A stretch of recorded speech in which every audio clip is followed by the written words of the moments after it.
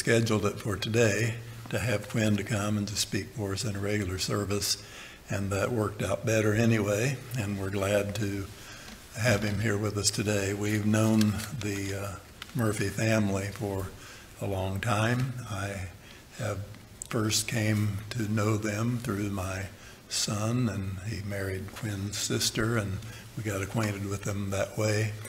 As I said before, Quinn and his family attended church here for a long time, for years, before moving over across the river. But Quinn is an excellent man. He's an attorney, as you know, with Sandberg Phoenix Law Firm, and a very excellent individual all the way around. But he was diagnosed with cancer in 2017, I think it was, and this came as quite a shock.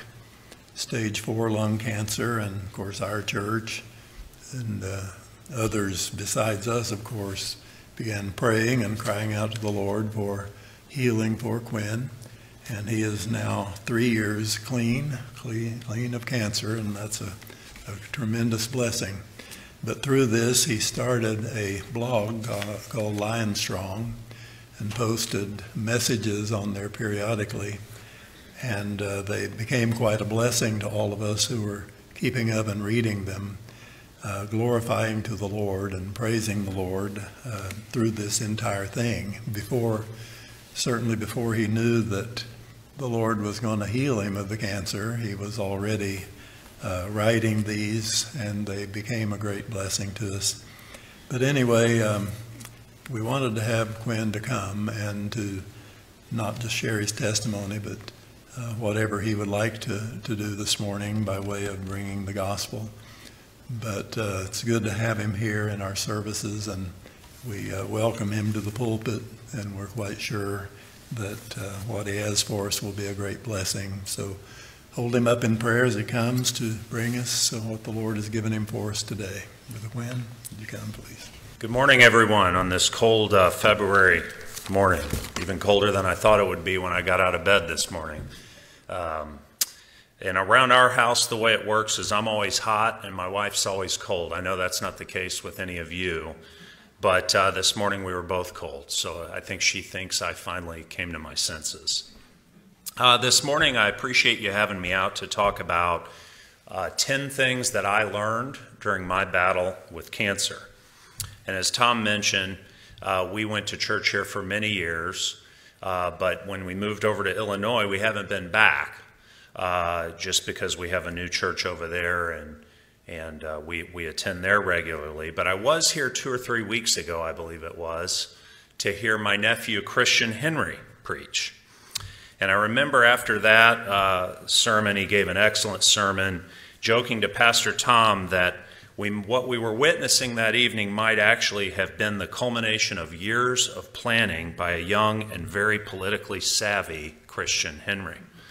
That unbeknownst to Pastor Tom that evening, Christian might have been waging a coup to steal control and power over this very pulpit, even from his unsuspecting grandfather. And that if Christian's coup was successful, the last 2 sounds Pastor Tom might hear from this beloved sanctuary just might be the click of young Christian's hands locking the door behind him and discarding the key into the trash can, and then the soft hum of Christian's wheelchair as he rolled back toward this newly secured pulpit. I can tell you this morning I'm glad to report that that coup never materialized, and to ease Pastor Tom's mind that this pulpit will be safe and sound after this morning as well, I promise you. I'm not a preacher. I've never preached a sermon in my entire life. I've spoken to folks before in my profession. I'm an attorney. I do go to court and, argue motions and try cases. I've spoken to individuals about my experience with cancer, which I'll elaborate on here in a moment. And I, maybe a year ago, spoke to a small group of teenagers at a different church in Columbia, not even mine, about my battle with stage 4 cancer. But I've never preached, and I can confirm to you this morning that standing in front of you may be the most intimidating place I've ever stood and been asked to speak. So bear with me. It's not what I do, but I'm really excited to tell you about what God's done in my life. And I'm thankful to have the opportunity to stand here this morning and talk about the 10 lessons about God that I learned during a very trying time just a few years ago. My relationship with this church goes way back, as Tom reported. My wife and kids moved to St. Louis about 20 years ago, actually just my wife and I at the time. And we had gone to church at a Baptist church in Ozark, Missouri. And I grew up in Springfield, as we'll talk about here in a moment, but Ozark's a small town. It's much bigger now, but at the time it was a small town. And we were a very small church, predominantly farmers. And so my recollection, Jennifer, maybe you think otherwise, but that like a packed house was 12 people. And most Sundays we would be lucky to get 7 or 8, particularly if one of the farmers was dealing with his cattle or crops or something of that nature. So I asked my pastor in Ozark if he knew of any good churches in St. Louis, because we knew we wanted to get established and locked in. And he knew Pastor Moore at the time. And he said, try Bible Baptist. And we came here, and it ended up being the only church that we ever tried. We just stayed. So we lived in the city at the time, and it was a really important and good, fruitful and profitable time in our lives, both as a family and spiritually.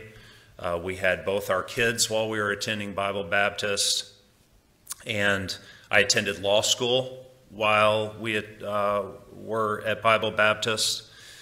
A good portion of our lives was spent at Bible Baptist, and so I certainly respect this church and am very appreciative and honored to speak here today.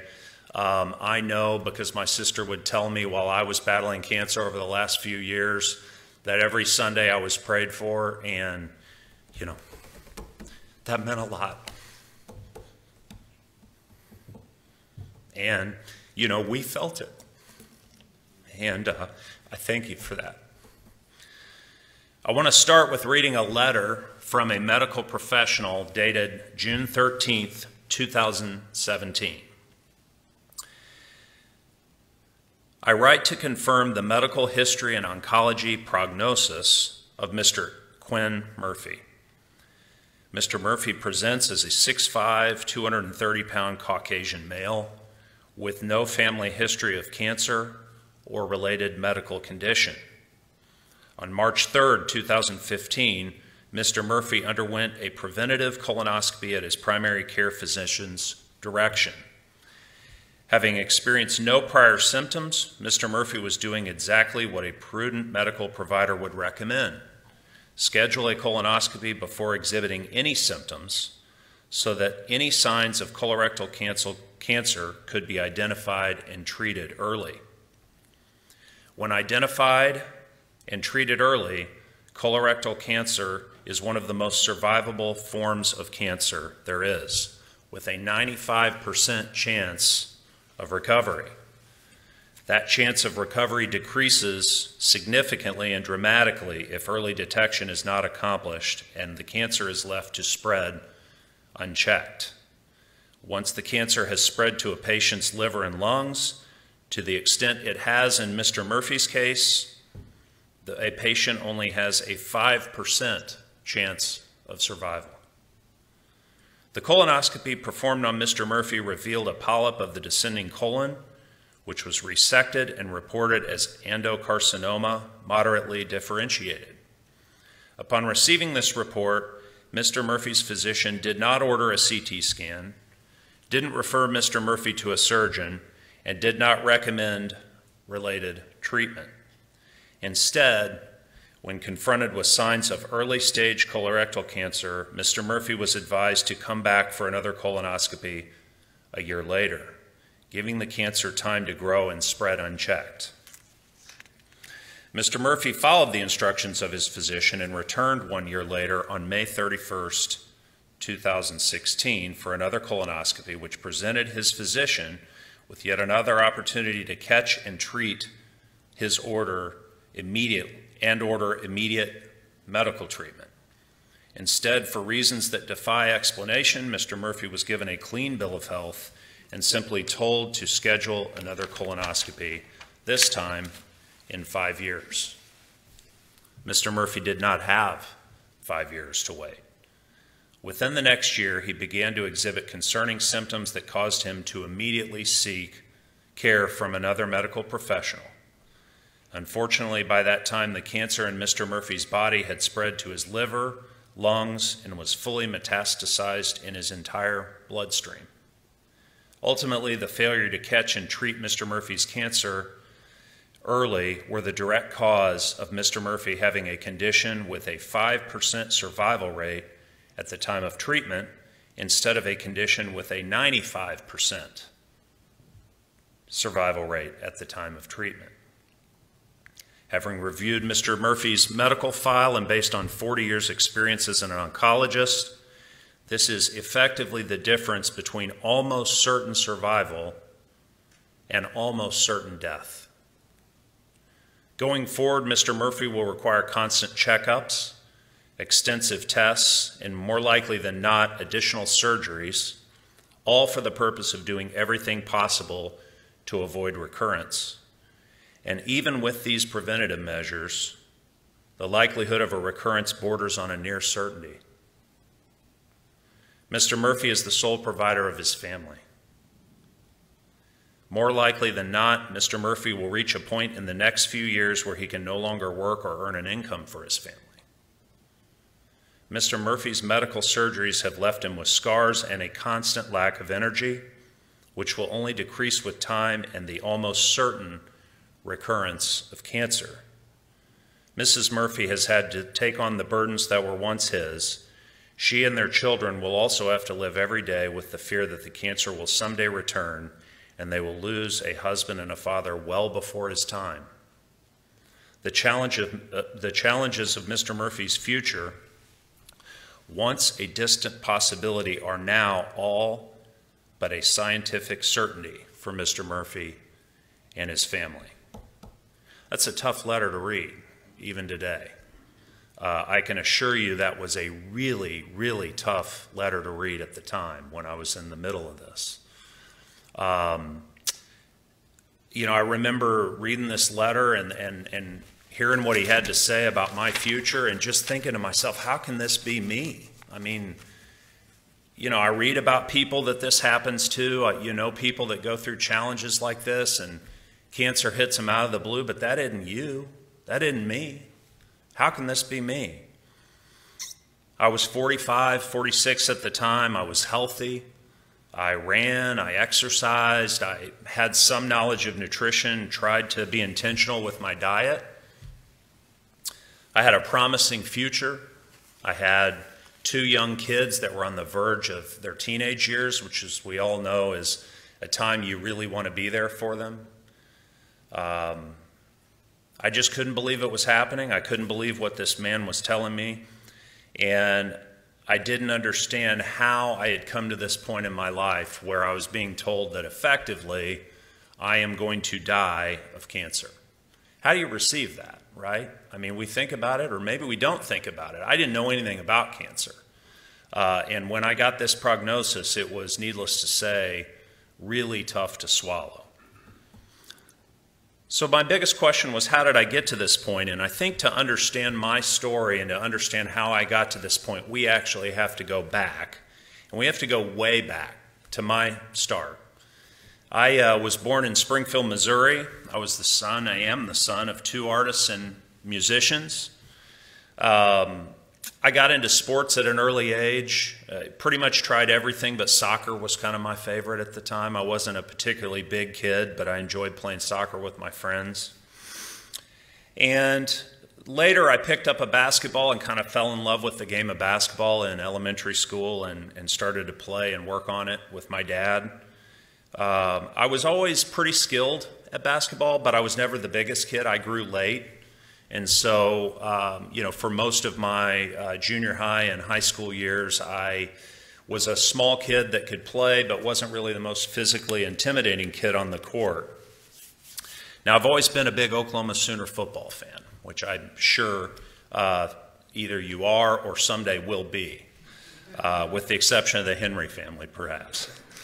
But in junior high, I decided I was going to try the game of football. I'd watched it for years and years with my dad. It looked like so much fun. You know, I'm watching all these legendary Sooners play, and I remember, you know, I loved to sit there and watch plays happen in slow motion, and running backs jump over this pile, and they look like they're hanging in the air for a year. And I remember that first day I tried out for the football team in 7th grade. We were the Jarrett Trojans. We had these emerald green uniforms, and first day of practice comes around, and we get our uniforms, and my coach at the time, his name was Coach Mike Hunter, really great guy, good Christian man, and Coach Hunter gave us our jerseys and our pads and, you know, helped us figure out how to put them on. I hadn't played like Mighty Mike football or anything, so I didn't have a clue. And I put this jersey on, and it's just like I saw on TV. I mean, I might as well have been Marcus Dupree running out to the field, you know, ready to carry the ball. And so I run out on this field and for the first day of practice, and someone throws me a football. Just, you know, everybody's kind of just getting used to things and just warming up. And I had a friend at the time I'd grown up with by the name of Mark January. Now, Mark January was one of those kids that developed early. He was a big kid, and he was fast. He was a great athlete for many years. He was kind of the best athlete I knew and the best athlete in our school. And as this ball's coming in the air, you know, and I'm seeing, you know, all the plays I've watched my beloved Sooners, you know, accomplish over the years, I catch this ball and he levels me. We're not playing, you know, we're just messing around out there, and he knocks me over, and I fall into this mud and dirt, and I get up, and my, you know, this emerald uniform I'm so proud of is now like coated in mud. And I'm furious, and I can't remember what I said to him, but I remember him turning to me and saying, like, Quinn, this is football. And I thought to myself, yeah, I mean, I guess it is, and we haven't even had a practice yet. So there were some signs early on that football might not be in my future. I also remember somehow I secured the starting quarterback spot in junior high, and it certainly was not because of talent. I think it was just that there was no one else that could do it. And I remember we played a team, and I'm up at the line of scrimmage, and we're playing kind of the best team in the city, and they're all lined up on the line, and I'm under center, you know, and I'm calling out the play, and whatever the play is, it doesn't involve me, and I can't get the ball out of my hands fast enough.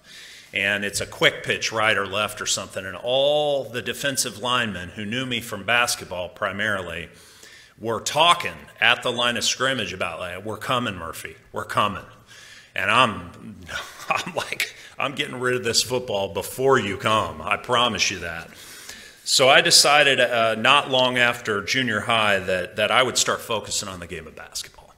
It was better suited for me, and I was a tall, skinny kid at the time, and I decided to leave football behind and start working on basketball. But what I learned from football were two things. One is some of the tougher kids in football loved the contact, and it wasn't tied to their size. I mean, you could have some small kid out there that would run through a brick wall and loved it. And I'm twice his size. I hated it. And so I learned that some of the tougher kids I knew loved the contact, and I was not one of those kids. So when I decided to go into basketball, I had already made my mind up and realized maybe subconsciously that I wasn't the toughest kid in the school, and basketball was better suited. And so I go into basketball, I have some success, and we end up moving on to high school, and I go to a school called Parkview. And Parkview was a good school at the time. All my friends came up with me. I was excited about basketball and playing basketball there. But I still hadn't grown, and my biggest challenge, looking back on it, was that I was really a smart mouth. And I mean, just that kid that just wouldn't shut up. And I remember there was a time that we were at lunch at Parkview, and we were outside the building, and I was doing something annoying to this kid, and he came up and he pushed me. And, I'd been in some minor scraps, but nothing too big. And I certainly was not a fighter and had never gotten to this point before. And so he pushed me again. And he just kept pushing me over and over and over. My recollection is the guy pushed me 20 times. He was effectively calling my bluff. And he was saying I'm here, you talk all this smack, what are you going to do about it? And the answer was I wasn't going to do anything about it. And the reason I wasn't going to do anything about it is I just was not that physically tough. And I remember growing up that was a realization that incident had, had emphasized to me. And so, I end up having a good career and playing basketball in college, and I meet my wife, Michelle, and Michelle is from Chicago. And so every summer she goes back home, and I stay in Springfield, and, we try and earn a little money in the summers. And, I remember my way of earning money was either asking my parents for some to fill my gas tank or working basketball camps, which was a lot easier than what my wife chose to do. So my wife comes from a family, I told you I'm a family of artists and musicians. My wife's from a very blue-collar family. Her mother was a high school secretary, and her father was a GM mechanic, so she knew how to work. And she would go home to Chicago in the summers. And I remember one summer she got a job on a manufacturing line putting soup labels on cans over and over and over. And I just at the time couldn't imagine it. How on earth do you do that all day long? And she was telling me I'm trying to pick up extra hours, 50 hours, not 40. And I remember thinking man, she is a mentally tough person. And about that time I started to decide maybe I wasn't. So I'd kind of reached two conclusions towards the end of college, and that was that I was not particularly tough physically or mentally, which is not, in the end, makes a big difference in the story that I have to tell you this morning. But we got through it together and moved up to St. Louis and had kids and were married, and life was going well for me, which brings me really to my first encounter with the world's most incurable disease, cancer. So in 2017, after we'd moved across the river, I was running, and we live in Columbia, Illinois, and Columbia is a small town, kind of a rural community, and we lived in a subdivision, and there are a bunch of different places to run over in Illinois, southern Illinois.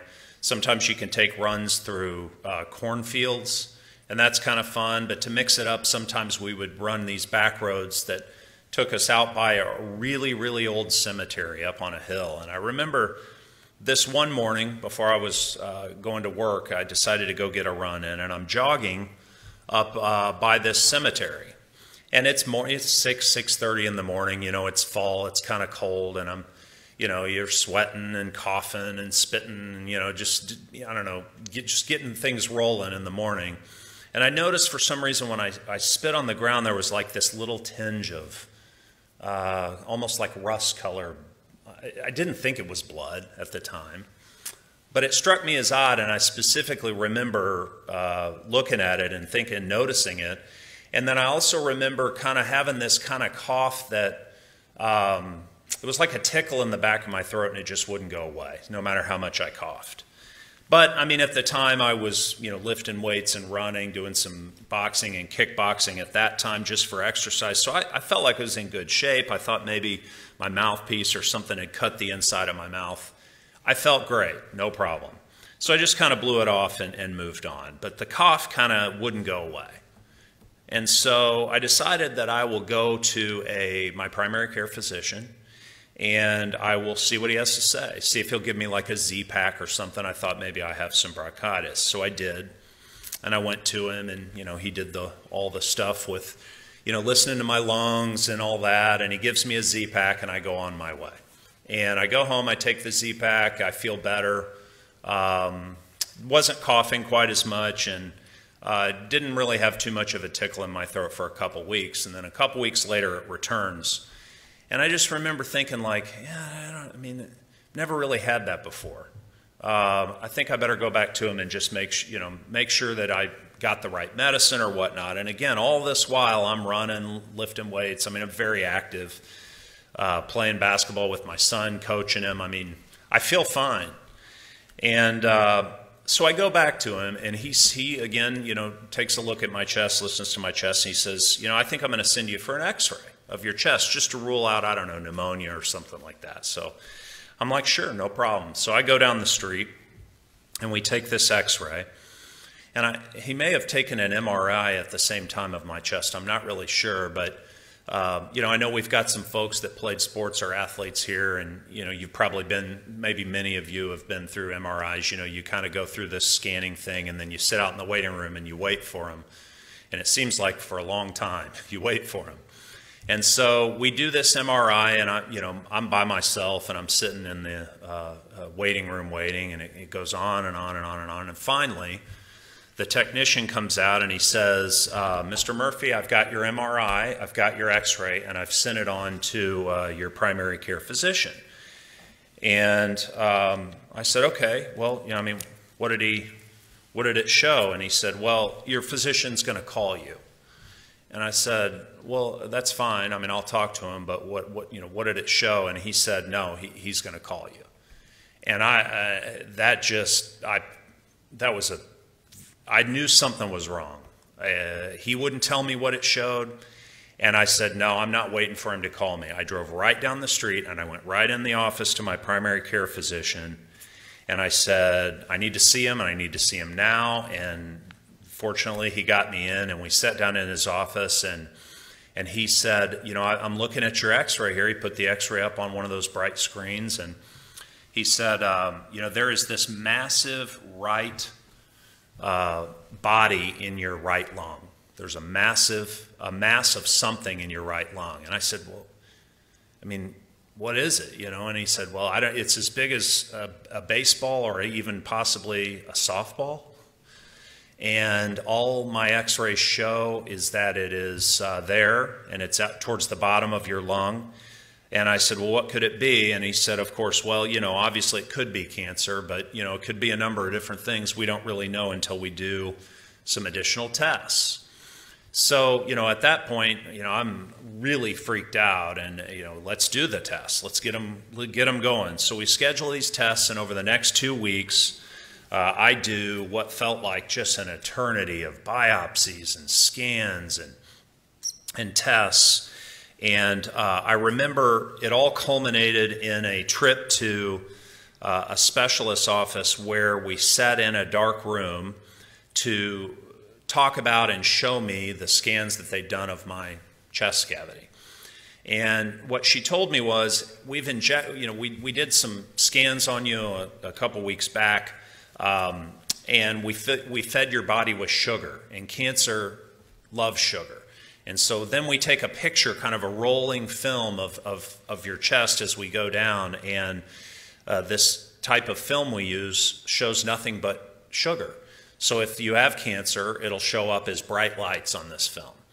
And so you don't want to see bright lights. You want it to be dark all the way. And so we start rolling through this thing, and it's like one of those old Hollywood films. It seems like it takes forever, and you think you see a flash here, and she says, no, that's not really it. That's not your area.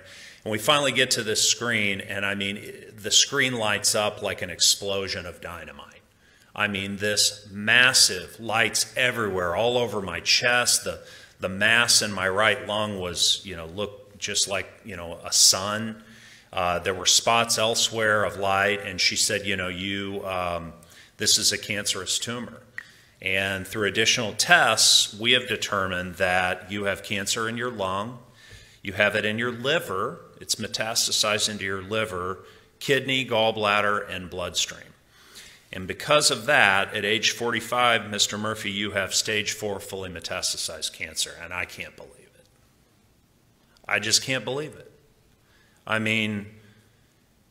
It can't be right. That's what I remember thinking. I don't know anything about cancer at that time. I don't have any cancer in my family at that time. What I know about cancer is you don't beat it. And if you do, you're one of those rare physical, mentally strong people. I just told you I already knew I wasn't. So I'm scared. I got teenage kids. I don't know where to go from here, right? And so I talked with my wife. I mean, it was really a tough conversation, obviously, with her, and we're trying to figure out what we're going to do about it, and they're talking treatment options. And I remember for 3 days following that prognosis, I really experienced kind of a different depth of fear. We've all been afraid of things in life, but that was different. It was like almost at that time, I just felt like this hopeless, I have to start thinking about things I've never thought about. I have to start planning things I've got these young kids. I always wanted to be there for them during high school because that's tough, and just really, really fatiguing depth of fear for 3 full days. And I remember I would get up in the morning and I would sit at my couch and I would drink coffee. And I've always been kind of the earliest riser in my family. And so it would usually just be me or maybe me and my dog Peso. And we'd sit there and I'd pray about it. And for these 3 days, I just kept praying. I kept praying. And then I remember I'm sitting on the couch one morning on day 3, and I remember an account in the Bible. It pops into my head that God had actually changed his mind. And I went back and I remember reading in Exodus 32 that God was angry with Israel for worshiping idols and was going to destroy them. But Moses argued to God that his reputation would be hurt by doing so. And the Bible actually said God changed his mind. And I remember thinking, man, maybe I can change his mind. Maybe if my destiny was to die of cancer, maybe I can make a compelling argument. I mean, here I am, a lawyer, always think in this direction anyway. Maybe I can argue to God that you shouldn't let me die of cancer, that I can do better things for you if you let me live. And so I prayed to him that day, and I asked him for really 2 things. And I asked him, the first thing I asked was that he would heal me from cancer. And I remember thinking, I've got a big God, I'm asking big things. I'm not going to ask that he, make this a process that's easy on me or that he extend I'm going to ask him flat out, I want you to heal my cancer. He can handle it. And so that was one thing I asked. But acknowledging that I didn't really know for sure what his intent was for me, my second prayer was that if I was going to die of cancer, that I would walk that walk in a way that even when I was gone, my kids would know he was real. And that the way that I had lived during that time period would be my testimony to my children even after I'd passed. That's what I wanted. And I remember I prayed this prayer, and I started thinking to myself, I've been in church for years, right? I mean, I've read the stories, I've heard sermons about the mighty things that God has done. I mean, we serve a really, really big God. This is nothing. Like my cancer for the God that can do the things we read about in the Bible is nothing. Nothing. And I started to, instead of looking and comparing what I needed to happen to me to what I could do and what the doctors could do, I started to compare that to what God could do. And it became so small, like just a small thing. And I remember the thought popped into my head after I prayed, and I was thinking about these things it was in the morning, and I'm all by myself, and it was like, what are you doing? I mean, do you believe or are you not? You've gone to church your whole life. You've seen what God's done in people's lives. And I remember thinking, if you believe, quit acting like you're afraid and start believing. And if you don't believe, then quit going to church and reading your Bible and praying because you don't believe anyway. What's the point? And I was at a crossroads, right? I had to make up my mind. Yes or no. It was right there that morning. I could see it like we're there right now, sitting on a brown couch. Do I believe or do you not believe? Yes or no. It's simple. And I did. I believed. And the accounts in the Bible, I could not believe that God was going to take me through this thing. And so that morning, I just turned it over to him. I prayed for the two things. And it was the strangest thing. Like from that morning on, I never feared again. Ever. It was weird. I mean, you read about these accounts in the Bible of people that do mighty things, and you think, oh, they're so brave. How do they do? I mean, I can tell you I've lived through something like this. And the way that you live through it is God just takes the fear that's in your body and it's just gone. I couldn't even put myself psychologically in a place of fear. I remember thinking, maybe I ought to do some planning. This was after this prayer. Maybe I ought to do some planning. I mean, I need to get a will in place. I got to get, the decisions about, kids and custody and how assets are going to be transferred. And it was the weirdest thing because my mind would not go there. It was almost like something, God just sealed off that tunnel of my mind and was just like, yeah, you're not doing that. Don't worry about it. And I'd think, man, I got to make some plans. And the minute I would start making some plans, it was as if there was just a wall erected that just said, no. You don't need to make plans. And so here I am, and I'm feeling like all of a sudden, I just knew I'm going to beat this thing. And I can't explain it to you. I can't explain to you why I wasn't afraid of it. I had no fear of it. God just for that period started to walk with me every single day. And I can tell you it is a powerful thing to walk with God. It's a weird thing to walk with God. You're not afraid of things you should be afraid of or that most people would be afraid of. You're not down. You're not sad. You're not trudging forward through a challenge. I can tell you, as strange as it sounds, it was the greatest time of my entire life. There's just nothing that compares to walking with God, and he thankfully walked with me during this time period. And so, we headed into the medical folks wanted to do 12 rounds of chemo, so I did 12 rounds of chemo. And I remember the oncologist sat there and he said, he told us what I have, how we're going to treat it, what cocktail they're going to use. And he said, I want to talk to you about survival percentages. And I'm like, yeah, I don't really want to hear about those. And he's like, I understand, but I want to tell you about them so that you can make educated decisions. And I said, no, I'm not going to hear them, period.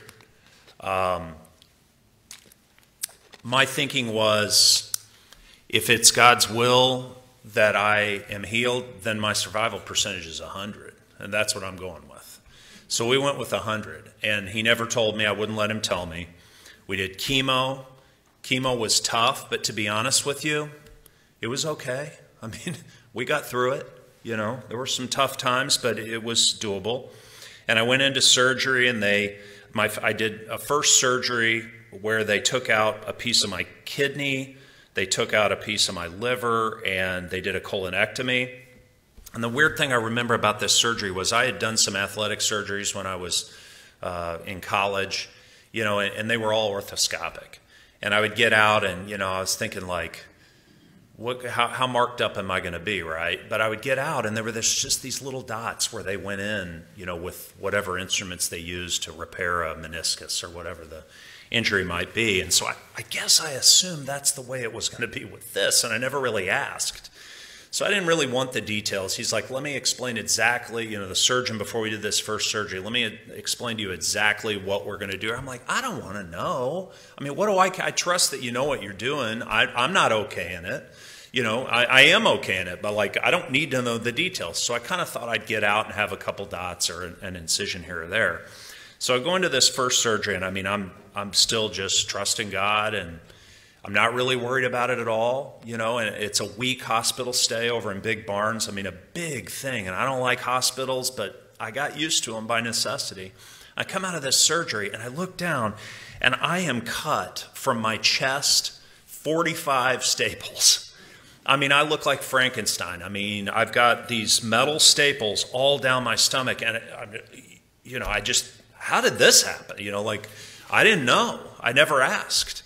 I was just operating on blind faith. And so I had this big zipper down the front of my stomach, and it took about a month to recover from that surgery, get off the pain pills. And I remember just the week that I recovered in terms of my energy and appetite and everything, and I'm like, oh, I'm finally feeling better.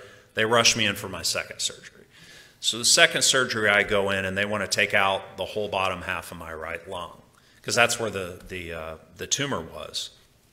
And so again, you know, I'm just walking, taking it a day at a time at this point in time, and we go in and they take, you know, they tell me, you know, we got two ways to go in here. We've got a new way where we can kind of go in and pull the tumor out, if it will fit, and if not, then we sort of have to use what amounts to like a car jack and pry your ribs apart and then pull it out. And that's how we used to do them, and you don't want that. That's real bad. It doesn't feel real good. Well, of course, it was too big to come out. So they pry my ribs apart and they pull this out, and I'm there for another week, but they get it. And just about the time that I get to feel, this is towards the end of the year, and I'm feeling better, I get my strength back, and I remember we go back and we visit the oncologist, and I'm thinking, man, we've made it. You know, like we've actually made it through this. I'm done. It's going to be a new year, a new beginning. And we go in the doctor's office, and he says, yeah, I want to do 12 more rounds of chemo for you. And I'm thinking, man, it just took the wind out of my sails. I just psychologically was past it, and I didn't want to do. He says, to make sure we got everything, we want to do 12 more rounds of chemo. And so we, you know, of course we agree. It's not the sort of thing you turn down. I figured it's probably wise to go ahead and do it. So we did it, and we got through it. And the question the whole time was, are you going to live with faith, by faith, or are you going to live in fear? And I had chosen to live in faith. God had given me that choice, I feel. You know, my point in telling you the story about me growing up was that I wasn't a tough kid. I mean, how I lived this was not me. I can't do that. I'm the kid that didn't like getting hit on the football field. I'm the kid that didn't know what to do when the high school kid was pushing me. I'm not inherently a warrior, but I'm telling you, I was a warrior during this. I'd do whatever they wanted to do. I had unlimited ability to just go with God's plan. And we got through it. I felt at the time almost like I was bulletproof. And I felt like God would not let me die, but rather would work this to emphasize himself.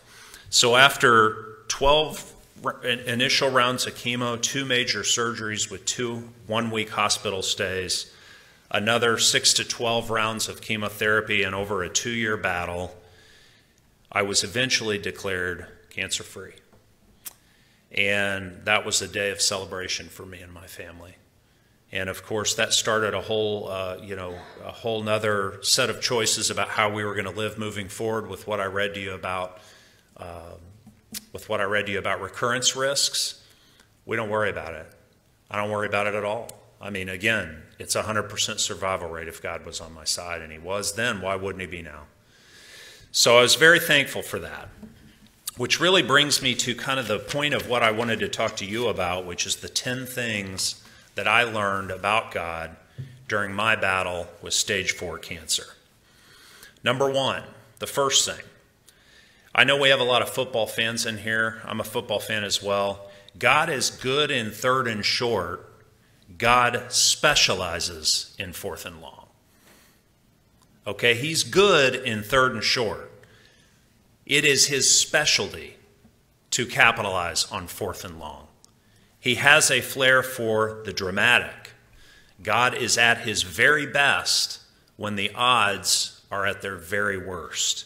I remember one time before all of this, I was talking with my mom about some problems she was having, and I remember we sat down and we had breakfast, and she was telling me how she just, whatever the situation she was facing, there was just no foreseeable way out. It was just impossible, you know, and I can't remember specifically what she was dealing with, but I remember that there was kind of a despair to her, and she had kind of worked through all the chess pieces, and it was as if someone had declared checkmate or check and checkmate, and she had no pieces left to move. And she said, Quinn, I mean, I just don't know what to do with this. And I remember thinking to myself, perfect. This is great news. You're exactly when God shows up. God shows up when the odds are zero in your mind. God shows up when you can't figure out a way out, when you're struggling. I didn't have stage 1 or 2 cancer, stage 3 cancer. I didn't have stage 4 cancer where the cancer had not gotten into my bloodstream. God showed up at stage 4 fully metastasized cancer in all of my blood, all over my body. And he said, it's no big deal. And I think we should take heart in that. I take heart in that. I think that he opens the door to his mercy whenever our odds are really the very worst. If I had had stage 1 cancer and the medicine had handled it independently, would I be here talking today? Would you be listening? Would I have a story to tell? Would we be celebrating what God had done in my life if I had had a curable or treatable form of cancer? I don't know that we know those questions, but I do know that there is no doubt, and I am living proof, that God specializes in fourth and long. Number 2, God only asks of us 2 things. Number 1 is use the gifts that he's already given us. And number 2 is have unconditional faith in him. God gives us a mind and he asks us to use it. In fact, he requires us to use it.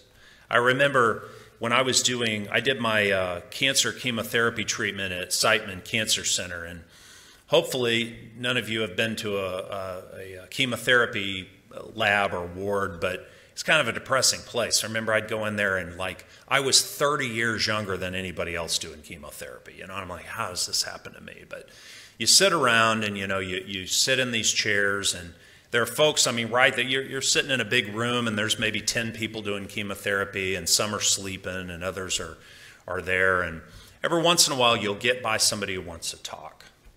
And I used to sit in the cancer ward and talk with a guy named Bob. And Bob was probably maybe 50. And Bob was desperate. He had been fighting his cancer for a long, long time. And the chemotherapy for Bob was barely keeping it at an acceptable level. And I remember Bob told me once, he said, what are you doing? What are you going to do to beat this thing? Well, first of all, he asked me, are you going to fight it? And I'm thinking as opposed to what? Yeah, I'm going to fight it. And he said, I'm trying, but I've tried everything. And I'm thinking well, maybe this kind of opens the door. What have you tried? And he started listing off these things that he had tried, and it was bizarre. I remember specifically the last thing he said was that he contacted someone who had brought some fine sand from the Jordan River, and he had swallowed it.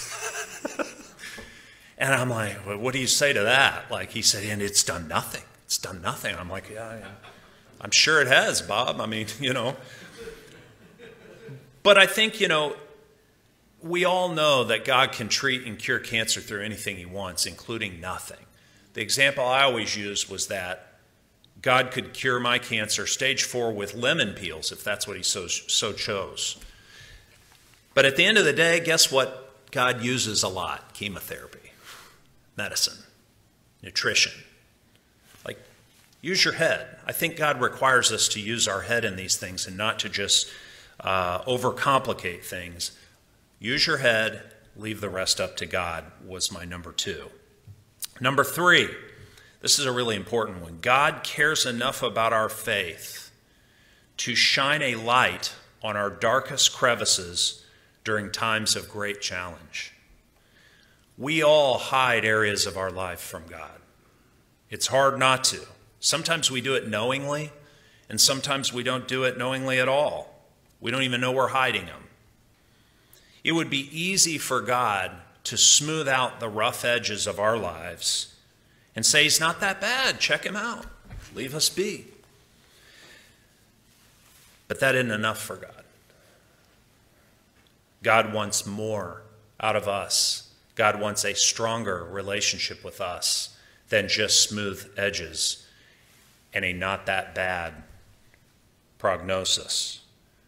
God wants us to experience trust and faith in him at the highest possible spiritual level. And God is not going to let us hiding our weaknesses or our sins or areas of our life that we don't want him to know about because we're not proud about. He's not going to allow that to interrupt the relationship he wants to have with us. You know, I remember when I got cancer, I mean, my life at that point, up to that point, had been pretty good, guys. I mean, I'd had experience in athletics. I'd succeeded. I'd gotten my MBA, done well in school, gotten my law degree, done great, won some trials. Like my life, everything was going right on path. I had no idea that my biggest problem was I was just a little too proud of that. I had a ton of pride. That was what I was hiding way back under the crevice. I remember thinking one morning, you know, my problem is that I think God's given me these talents when he's really rented me these talents. You see what I'm saying? He can take them back anytime he wants. These aren't mine inherently. Things I've done in my life aren't mine to own. They're God's to have leased to me. And he can recall them whenever he wants to recall them. And God took my pride in my physical strength and my pride in maybe intellectual or strength, and he reduced it all down to nothing through stage 4 cancer to show that what I really need is him, not them. And I'm thankful that God cares enough about our faith to shine his light in our darkest crevices, number 3. Number 4, God doesn't feel compelled to tell us the method to his madness. Okay? Don't waste a lot of time on the why of the challenges of your life. Don't try and figure out why God does his work. His work, he does. Period. A lot of the people in the chemotherapy labs that I sat in spent the whole afternoon questioning why. Our questions why are normally us questioning God's judgment. They're saying we know better. They're a waste of spiritual energy. And if you really think about it, they are a form of insubordination to God. So number 4 for me was, don't necessarily ask yourself why. One of the things I remember thinking was the story of Job. And, you know, here's Job, and he's going through all these physical and emotional hardships, and Satan tells God, if you take away your blessings to him, he'll curse you to your face. The only reason why he loves you, God, is because of, what you've given him, and God allows him to strip him of those things, and they go back and forth, and eventually we wind up in one of my favorite scriptures, which is Job 38, where God basically just lays down the law to him. I mean, if you're ever depressed, read Job 38. You're not going to get any things told to you. You're just going to get questions you can't answer, which is what happened with Job. It's a phenomenal book that I read every once in a while. But, basically God asked him all these questions that were tantamount to, you don't know, I know. But what he didn't do that I would have done is I would have just said, oh, and by the way, listen, I had this bet with Satan. I had to pull that stuff from you. I love you, but here is why I did that to you. He never tells him why. The why was so easy. God doesn't have to tell us why. He doesn't feel compelled to tell us why. He didn't need to tell me why I got cancer. What I needed to do is trust that he had a reason and that he would see me through it. God controls everything, including cancer, and our why usually doesn't move the ball forward in our relationship with him. Number 5, sometimes we need Christ the Lamb, sometimes we need Christ the Lion. We all will talk about and are familiar with Christ as the sacrificial Lamb of God, and I think we're all thankful for that. Sometimes I remember in my battle with cancer, this thought popped into my head that like he's also the lion, right? He's as much the lion as he is the lamb. And I'm dealing with cancer, and with all respect, I need a lion right now. I need a warrior. I need my warrior God to show up in this instance. I need Jesus the lion to show up. And I remembered in Proverbs 30:30, it says, the lion which is mightiest among beasts does not turn back before any. And I would read scriptures like that, and I would think, man, that's what I need. Isaiah 31, for the Lord said to me, as a lion or young lion growls over its food, and when a band of shepherds is called, and against him he is not terrified by their shouting or noise, so the Lord of hosts will come down to fight on Mount Zion and on its hill.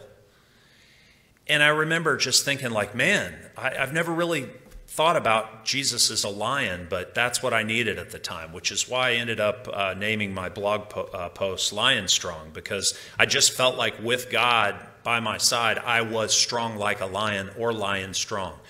So I'm thankful that we have both Christ the Lamb and also Christ the Lion. Number 6, the reservoirs of God's love and mercy do not have a bottom. Okay? I grew up in Springfield, as I was telling you. There's a river there, the James River. In the James River, there are areas that are, I think I was baptized in the James River, but there are areas that are really deep and areas that are real shallow. And there was this area that was real deep that had a rope swing. And you'd swim across this river and you'd climb up the bank, and it was kind of muddy and you hope not to slip. And you'd get as high as you could on this bank, and you would grab this rope and you would swing out and you would let go at the top of the point. And the whole goal was to try and enter your body as narrow as you could through the water, so you could get down to the bottom, touch it, and push yourself back up. It was always the goal when we used this rope swing. But the weirdest thing, I don't know how deep this river was at this place, but you could never find the bottom. You would run out of oxygen trying to swim towards the bottom, and at some point you'd realize, I can't really hit the bottom and push up, so I need to stop and start, paddling my way back up for air, or else you would run out. God's mercy for us and his love for us also don't have a bottom. There is no way to exhaust what he has for us in terms of mercy and sustaining grace. And cancer was really a big eye-opener for me in that regard. Number 7, God demands and deserves credit for the work he does in our lives. Now this one I'm going to tread a little thin here on Valentine's Day. My lovely wife at New Year's Eve brought out an exercise chart for she and I. And what it is it's the names of every single month, January, February, March, and on down. And each letter of the word is a number of the days of the month. So, on the first day of February, the F may have February 1, 2, 3, and you color in the day if you exercise that day. And the goal is to get them all filled in. What I started to notice is that my lovely wife would take days off if the square of the day was small. But she didn't want to take it off if you got to color in a big part of the letter. Why? Because she wanted credit. There's doing the work, and then there's getting credit for the work. We want both, and she deserved the credit for the work. She had done it.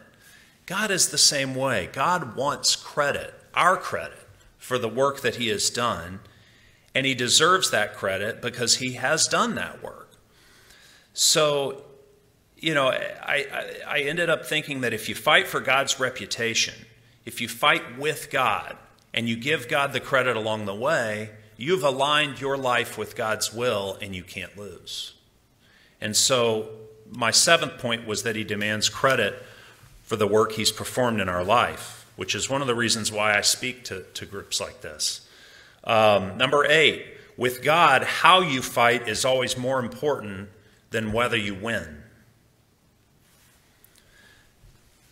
I had a conversation with my kids when we came home, and I had to tell them about cancer, and we were sitting out back on my patio deck, and it was the toughest conversation I've ever had in my life. Here I have these young kids. I mean, they're 10 and 8 or something like that, and we're sitting out there, and I've got to tell them their dad has allegedly incurable stage 4 cancer. And we had this conversation with them, and my son was young enough, I don't know that he really grasped it. My daughter started to cry, and I mean, daughters and dads, this just cut me deep, But we ended up telling them, and we decided we were going to tell them everything. And I remember telling them we have a big God, we're going to ask him to do big things. And then we're going to believe that he's going to do those big things. And so we did. And we decided that we were going to live in a spirit of gratitude and optimism throughout my process, and we did. And to be honest with you, God gave us that gift But we were able to move forward, and people afterwards would say, well, how are your kids doing? Well, kids are doing fine. Why? They believe I'm going to beat it. That's why. And that was a gift that God gave us, and he gave me the ability to fight it in a good way and to fight the good fight, which is always more important than the ultimate outcome. Number 9, the path of God's people is filled with challenge by design. God says in the Bible, in this world, you will have tribulation. Our world is full of tribulation. We should expect it. Christ loved the apostles, and he knew he would be leaving all of them before he went up to heaven.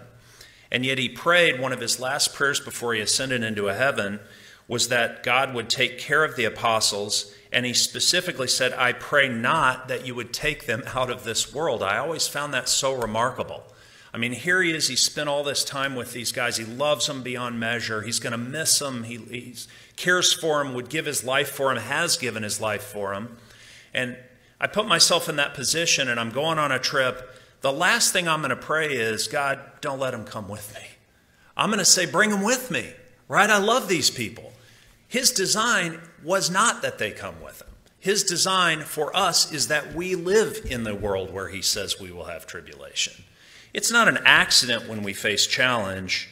It's simply what Christ has promised us we will encounter. This Christian walk is not a goal of surviving challenge until you can get back on path. The challenge is the path of the Christian walk. And finally, number 10, the hardest part of walking with God through challenge is what comes after you survive it.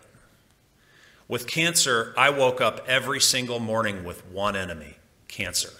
I have to beat cancer. Life was easy. I had one goal, do everything in my power to just live and beat cancer. Life after cancer is a lot harder.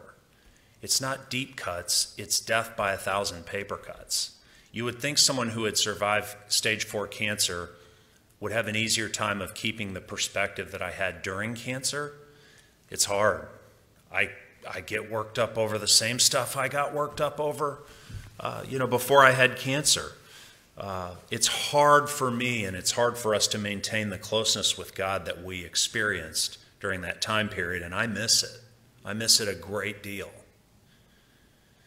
But the key, I believe, is to embrace our dependence on God during the times of prosperity and not just challenge. God's gift to us God's greatest gift to us is the spirit of gratitude, and we have to live that every single day. So in closing, what's going to be your cancer? What are you going to encounter? What will be your challenge? Illness? Death of a loved one? Economic hardship? Damage to your reputation? A devastating injury? What about children? Those are my weakness, my kids. What if you lose a kid? What if your kids suffer hardship?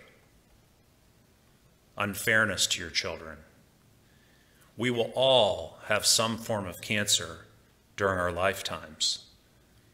But don't forget, God told us, in this world you will have tribulation. But if there's one thing that I learned from my bout with cancer, it's that Christ's proclamation is also true to be of good cheer. For our mighty Lion has overcome the world.